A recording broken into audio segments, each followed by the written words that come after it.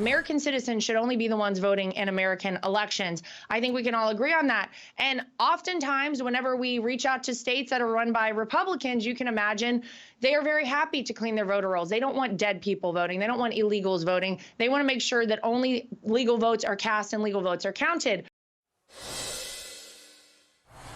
That's RNC co-chair Laura Trump speaking with Maria about the push for election integrity in November's elections. On Wednesday, Attorney General Merrick Garland announced charges against 2 Russian state media employees for pushing propaganda and disinformation while seizing more than 30 web domains. But it's not just Russia that's attempting to interfere. Research company Graphica is warning that China is running an operation called Spamiflage, which involves posing as American voters on social media to cause dissent and turmoil, while Iran's government and its Revolutionary Guard Corps are leading their own disinformation campaign, according to the New York Times. Joining me now with more on the threat of foreign election interference is Trump campaign senior advisor Alina Habba. Alina, thanks so much for joining us. It's not just that the Department of Justice is saying, oh, Russia, Russia, Russia again. I don't know that I trust them because they've spun this in such a way to push the voters in the past that these people are all for Donald Trump. And it's just, I don't know that I trust them. What about you? You're asking me if I trust the Department of Justice. I represent Donald Trump. There's nobody who's been more persecuted in the last 3.5 years in an attempt to interfere in the election, I assure you, Jason. So, no, I'm not going to comment on that. I think my answer is pretty clear. But let's talk about what they are doing. It's so obvious.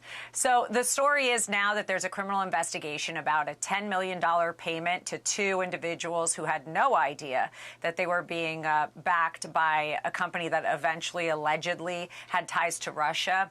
Okay, so in 2016, what happened? There was the Russia, Russia, Russia hoax. The media peddled a story that we now know was funded by members of the DNC, their lawyers. Hillary Clinton was involved in all of this. We know that because she had to pay a fine for doing so.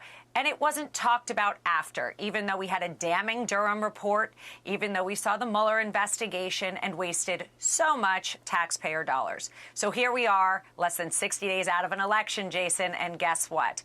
A $10 million payment to some podcasters who had no idea from some ties allegedly to Russia is now going to try and make a spin on Russia backing Trump. Well, the last I heard, Putin announced that he was backing Kamala Harris and her, quote, infectious laugh. So, you know, the narrative, the left narrative, it's disturbing to me. I think Americans really need to be wary about where they get their news. And that's why, frankly, I trust, you know, you and others that I know will get the right news out there.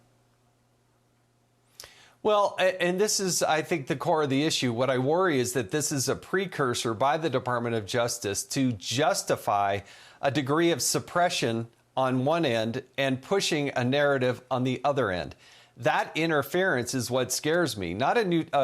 We know that China and Iran and Russia, they want to sow discord in the United States. That's their goal, and they achieve that in many ways. But I worry that this is the precursor for DOJ to say, now we have permission to do this.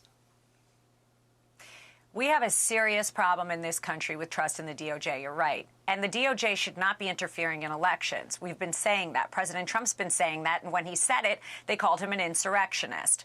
This is a serious matter. And I'm so proud of Laura's work and the RNC in really deploying people on the ground to get behind any election integrity that we do have left of this country. We have filed over 100 suits since 2023 to make sure that in each state we are deploying all lawyers to help back the Constitution and the right to vote when you have the right to vote, not to flood illegal aliens into this country in an attempt to shake it down because you can't win with the American vote. We know that's what they're doing. That's why they're against these acts that are going to protect what is already law, that American citizens should vote. So, yeah, the DOJ is absolutely interfering in the election. This is not the first or the last time we'll see it, but I assure you when Donald Trump gets in, he will clean it up and make sure that America is no longer afraid of the exact people that are supposed to protect us. Last very quick comment. coming before Congress. It is amazing. 198 Democrats voted against the idea of having only Americans vote in the election. Do you care to comment on that real quick? Yes, I think it's disgusting. The Democrats can't win lawfully, so they're trying to make sure that they turn their cheek the other way instead of enforcing the laws that require citizens to vote. It's incredibly important, and I urge everybody to get on Trump Force 47, volunteer, and get out there on November 5th. Make sure people are voting, knock on some doors, and have some election integrity. Don't let people cheat. We don't want that this year. Trump campaign senior advisor Alina Habba, thank you so much for joining us.